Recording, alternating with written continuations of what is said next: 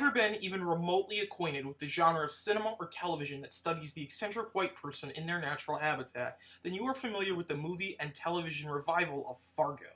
In this season of the revival, Gloria Boogler stumbles across a copy of a science fiction novel about an android that crash-landed onto Earth and witnessed the rise and fall of all human civilizations. It is my contention, however, that in addition to the fact that he could have ridden a dinosaur, which is just objectively amazing, the android represents a post-colonial device used by the authors regarding foreign assistance today that is incongruous with the realities of the colonized. That is a lot to unpack, so let's start at the very beginning. More eccentric white people.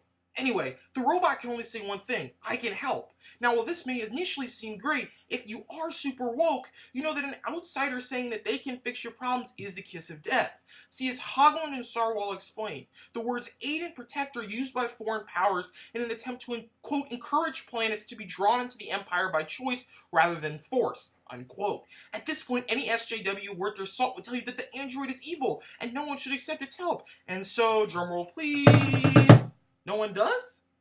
Wow. The show made by white people, about white people, in the whitest place in America, Minnesota for those of you following along at home, for the most part got it right? Colonization is bad and we should reject the help of the colonizers? We can all go home now? No, of course not. The story doesn't end there. See, even though no one helps the robot, they do attack him. One particular assault takes his arm so that they can sell the valuable metal inside.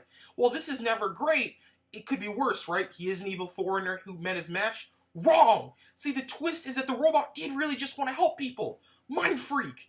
After the assault, the android becomes so jaded that he refuses to help anyone at all because all he was ever interested in was just helping people. If he was interested in conquest or imperialism, he'd either keep trying or become violent in order to get what he wants. And this is where the post-colonialism kicks in.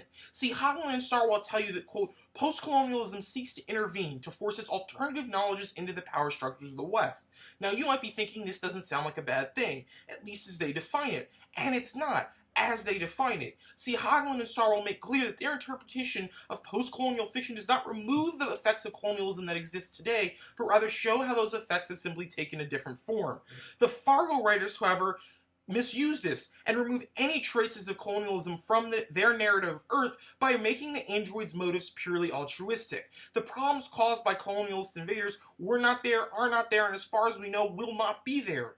In short, the imagination of the android created by the Fargo writers is just that, an imagination.